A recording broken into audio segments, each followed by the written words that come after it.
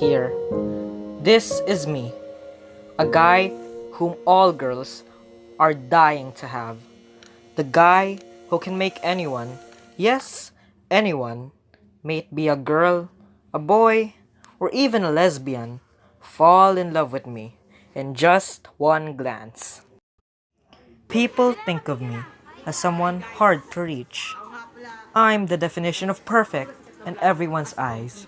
Everyone but me. I might be adored, but I don't see myself worthy of that adoration. I might be this, but is it really me? Is this who I am? Or is this just a word I labeled myself, just because this is what society wants? Then she came.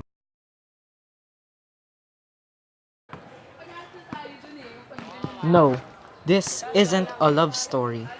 This isn't the cliche story teenagers always talk about.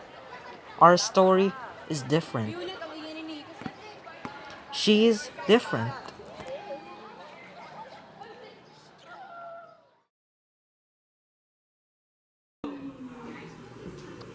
I've never noticed her before. Not until now. She's not like the others.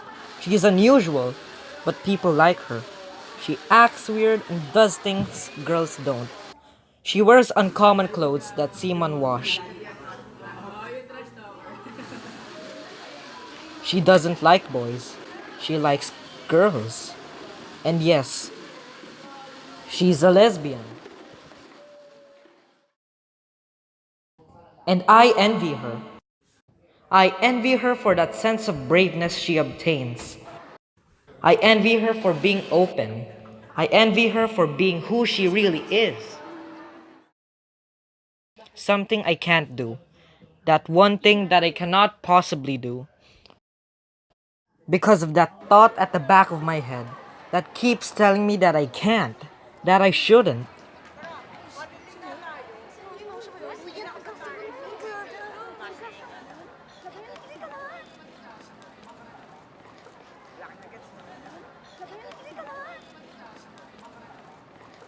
This is who I must be, and no matter what I do, I can't be free. How? How can she be like that?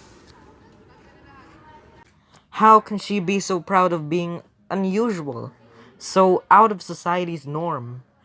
But most importantly, why can't I? Here I lie, stuck inside this abyss of isolation, a never-ending void in which loneliness comforts me, as if it was and is my only home. An isolation not from them, but from myself. I don't know who I am. In the mirror, all I see are shadows looking back at me, lost in the midst of my reflection, fading slowly from oppression. The act, the eternity of it, had thrown me into such a different world that to all imagined purposes, I was already dead. I hate her. No, I despise her. I don't understand why I grimace and pull away at even a memory of her scarred face. Why hearing her voice exasperates me to no end, to the point where I feel like pulling my hair out in clumps. It's difficult to describe the sensation which overwhelms me. A riptide of thoughts that may shatter, cut, and rend her image asunder. No matter how hard I try to halt these thoughts of filth from tainting my being, it's too much. The conflict of my morals continues to grow. Slowly, I find myself swallowing my dignity in order to perform a sin upon an innocent human. Pain, betrayal, and envy.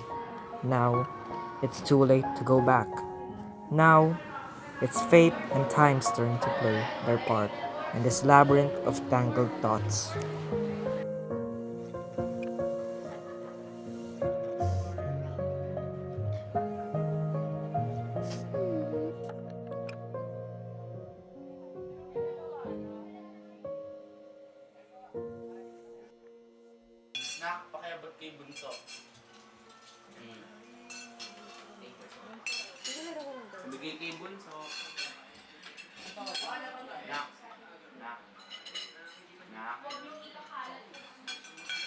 With this monolith of doubt toppled, I felt a genuine, honest surge of bliss.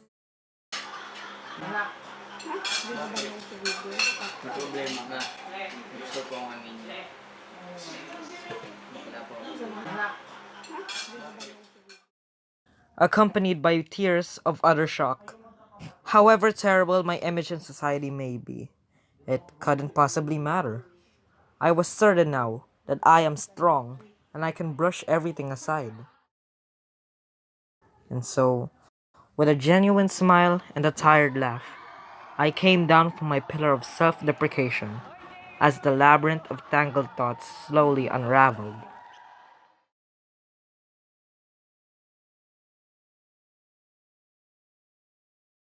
Her bare, calloused hands touched my face aggressively, tears streaming down her puffy eyes. Her face scratched and torn apart by melancholy and isolation. At that very moment, I realized what I had done. What was done could never be undone. She was gone. I didn't care for her own feelings. I let her fall down the same never ending building where loneliness would always greet me. She stood there, being a mirror, reflecting all the things I've done.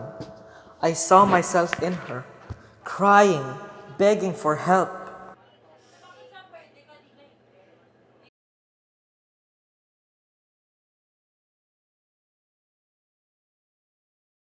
Have you ever felt so incomplete? As if a part of you has always been missing. Then she came. She wasn't special, nor did she look nice. She's somebody nobody pays attention to that much.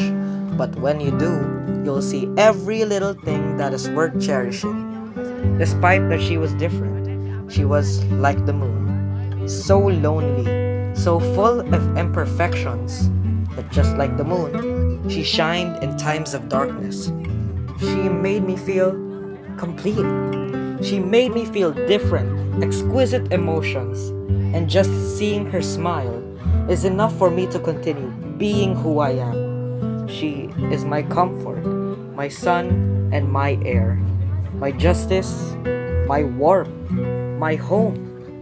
Despite all my flaws and wrongdoings, she accepted me in a way that nobody could have ever done. She understood me as me. She made me see that small glimpse of euphoria, glowing beneath the cracks of my heart. She was broken as well, yet I could never be more thankful for her eagerness to fix this unwanted, destroyed soul. Albeit she fixing me was like trying to glue back pieces of glass.